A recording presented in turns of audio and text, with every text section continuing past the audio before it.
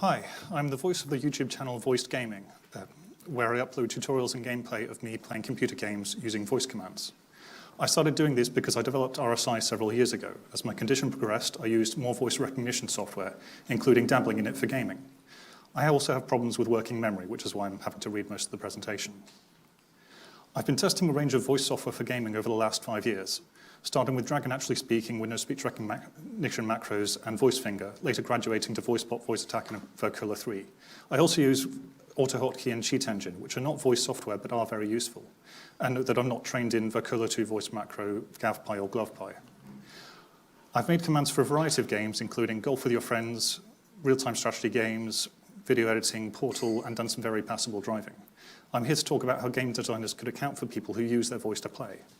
The field of research for voice commands for video games is still fairly new, and most people only try it once instead of coming back to improve their commands. So with few innovators, it's hard to know what the limits are. But for now, there are some basic challenges which can be identified and designed for. A little terminology. You feed your software command words, it outputs actions. Command generally refers to the combination, but can refer to the input words. Different commands can do the same action, for example, 180 doing the same as turn around. But you generally can't have the same commands do different things without toggles or variables. A collection of voice commands is called a profile. Good profiles need commands which are phonetically distinct from each other, but still linguistically intuitive. Also, everything I say from now on assumes that all of the player's commands were heard correctly. I'll be referring to voice players and manual players as ones who do and don't play entirely by voice.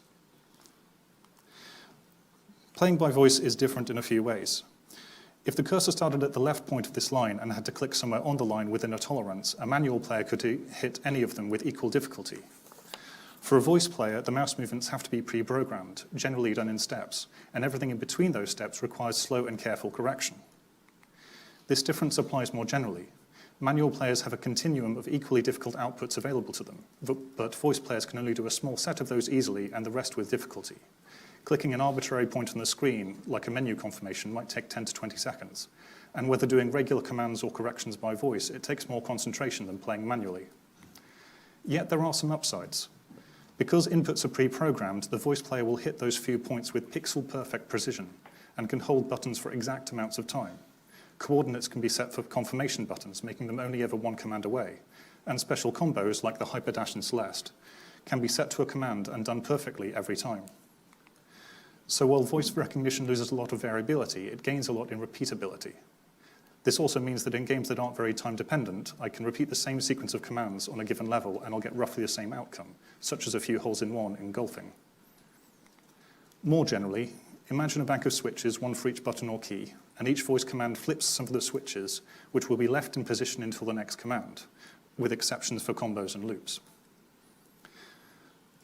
Now, the primary challenges with voice recognition start with the time delay.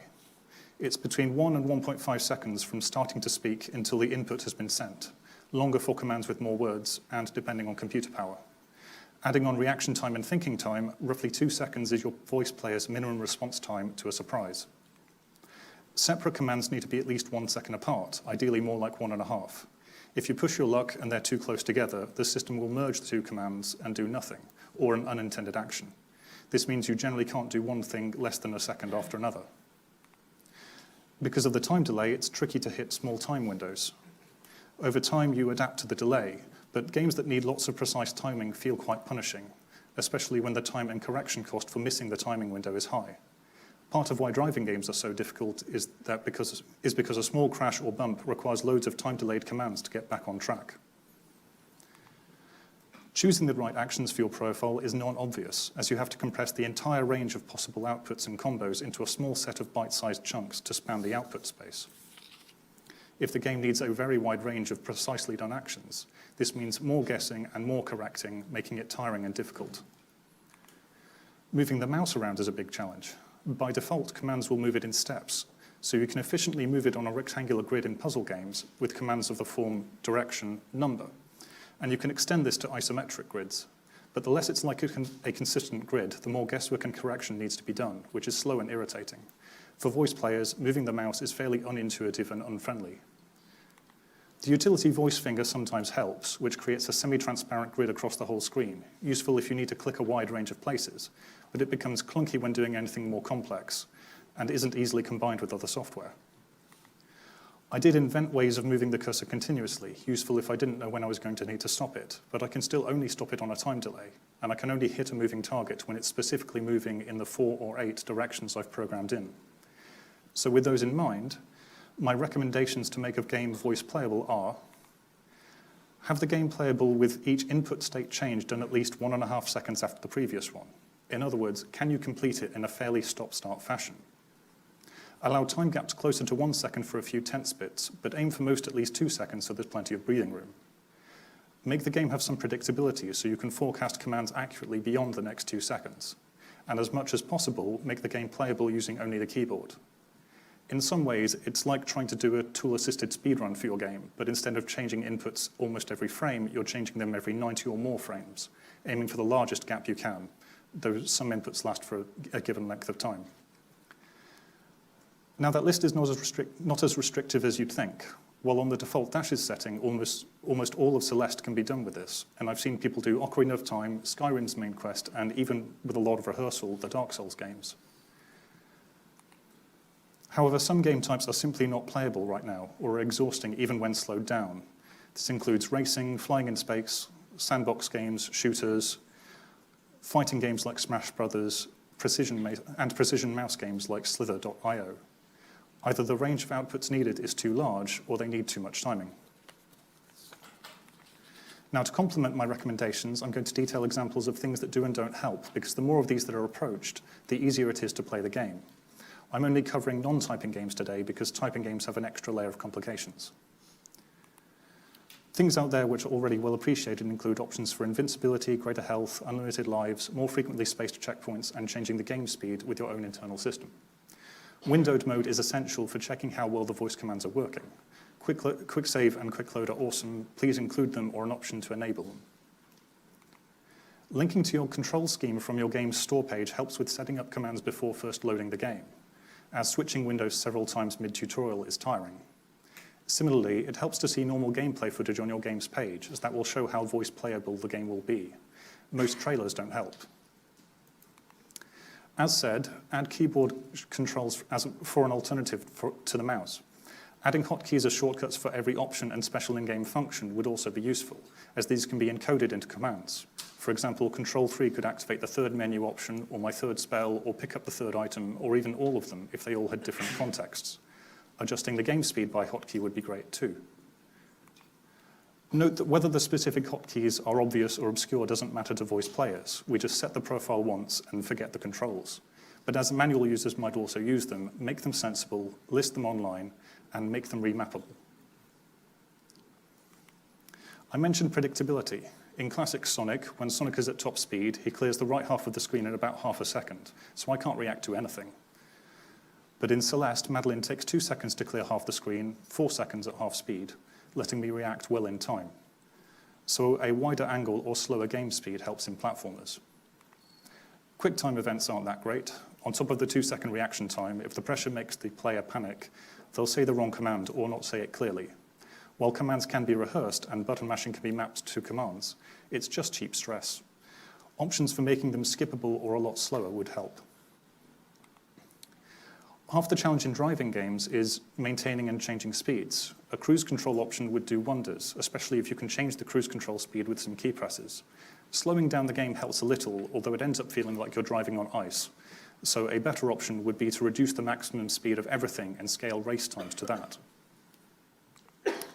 In 3D exploration games, because voice players are often holding W until they give a stop command, it's easy to get stuck in the corners of decorative things sticking out of walls and having to do a bunch of correction commands. While those can be part of the aesthetic, if they weren't there, it would be much easier to move around. So consider having a low environment detail option, providing more flat walls and fewer obstacles to bump into. Also in 3D games, the mouse is used for looking around, but I need to know how many pixels are in a full rotation, and the vertical maximum and minimum to set my commands for turning by 90 degrees and so on. Having those numbers viewable somewhere in the options would help, as otherwise I have to measure them. Scrolling up or down is very hard to calibrate by voice. Think of alternatives like arrow keys, using page up and down, and Control or Shift applied to each of those for extra possibilities. Doing all of those at once do all of those at once, and you could scroll multiple lists on screen at the same time, even while using the cursor keys to pick. For zooming in and out, hotkeys could choose the zoom level, like they do in audio editors. Now, for reasons mentioned before, mouse use adds a lot of difficulty. Point-and-click games can easily lose a lot of their charm if I need to do tons of guesswork, as simply getting the cursor to a given place becomes half the challenge of the game. Pixel hunting on a single screen for a tiny clickable object might take a manual user 20 seconds, but it could take me 3 to 5 minutes, long enough for me to close the game for good.